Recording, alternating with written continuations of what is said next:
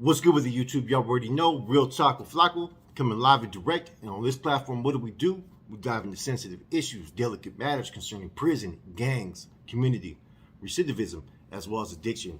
And as you can tell by the title, man, we're going to get into it, the Nuestra, Familia, Corrido.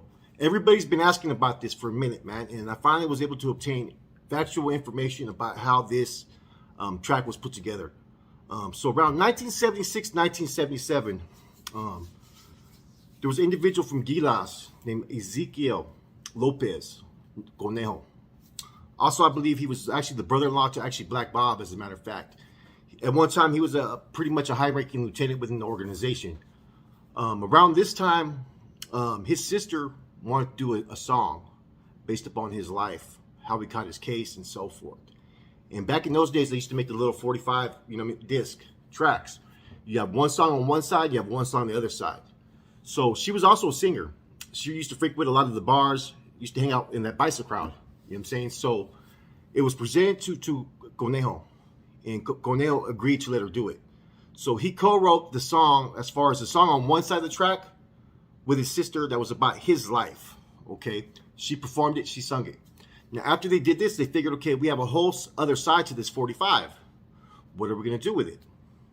Well, so they elected at that time to Conejo, an individual named Chango from Sanjo, last name Chavez, and Fig, right, decided to present a song based upon the Familia, basically a message to the people of what they represented.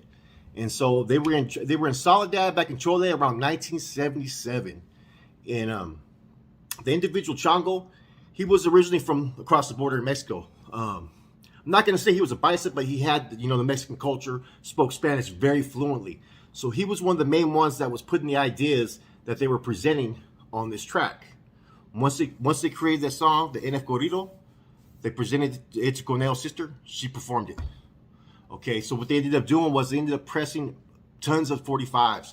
And what they did all throughout Central and Northern California, they basically were selling them to the bars, and it became a very popular song. Now, this went on for maybe about, I think, 6 to 9 months. By that time, the NF was already in the crosshairs of the FBI. The FBI started to target these bars and started to figure out where these NF 45s were being played. So at that time, they had to abort the mission. See, it was a different time era back then. What people don't realize, right? The Familia in the 70s, the women played a very huge part and were strong supporters. They would be wearing Nuestra Familia hats, Nuestra Familia shirts. It was very common to be dating someone's sister or cousin. You'd have a coñado over here. That was just a common thing, and the women were really supporting the organization. It was a family. The mob was a family. The women played an intricate part into it, as far as maybe not so much the illicit activities, but they knew what they signed up for. They were dedicated to their men. They did their part, and that's where it stayed. And I found that kind of interesting that that Conejo's sister, I think her name was Maria, if I'm not mistaken, that she actually wanted to present this track on behalf of his life, how he caught his crime and everything as a kid. So in the process of all that happening, we got a whole another side. Let's make one on the NF. Let's make some money on it. And that's what they did. Now you already know where all that money went. Pretty self-explicit. Death Row Joe or Babo. But that's the true story behind the NF Corrido. A lot of you guys have asked what did it symbolize. It wasn't a planned track that was just, okay, we're going to make it today. What ended up happening was that they had a whole side to record a track. They said, okay, let's just do it. So they sat there out there in the yard in Soledad and put their brains to the paper and came up with different ideas about doing a song about the NF. Kind of interesting story, man. So it was actually written in Chole State Prison around 1977, could be 76, in between 76 and 78, man.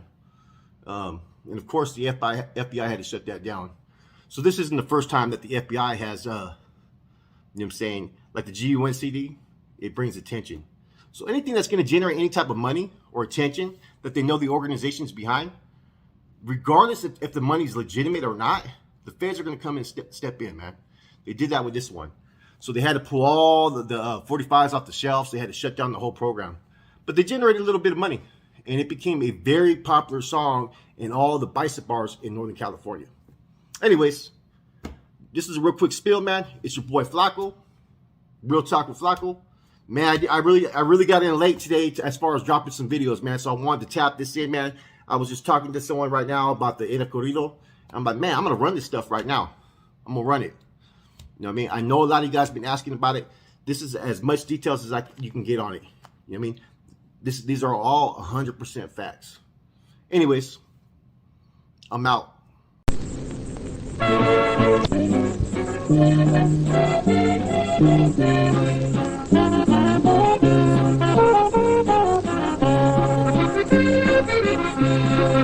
Aquí les traigo un mensaje a todos los mexicanos. Permítanme presentarles a mis queridos hermanos. Algunos vienen unidos, son toditos familianos.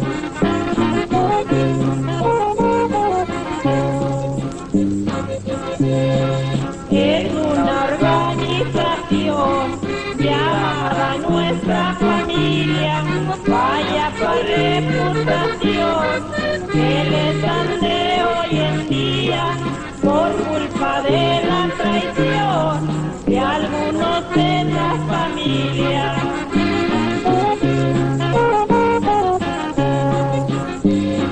No tienen a quien celdados los que no son familianos, cuando a la vez han jurado, en su palabra han faltado, esa palabra de honor que tanto la hemos manchado.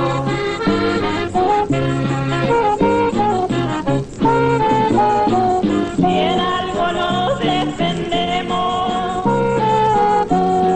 nos juzgan de ser malvados. Hace falta que me entiendan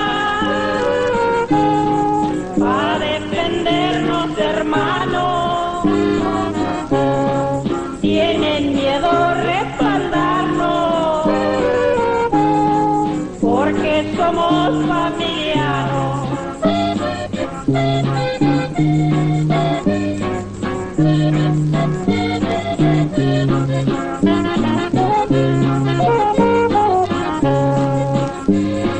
Porque somos familianos, a muchos nos han negado, y por lo que hemos peleado, nos juzgan de ser malvados, porque los mismos hermanos siempre nos han defraudado.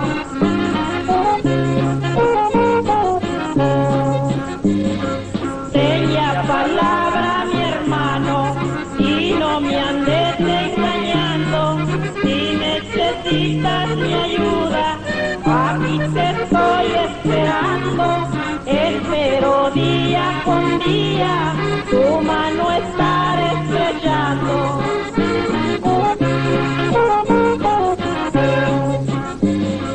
Y no hay por qué separarnos, entiéndelo bien, mi hermano, porque somos mexicanos.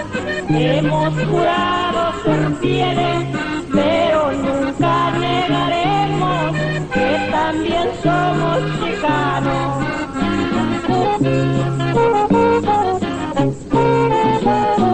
Que vivan los mexicanos, los chicanos ni se diga, con mucho orgullo y firme, dejen mi sangre correr,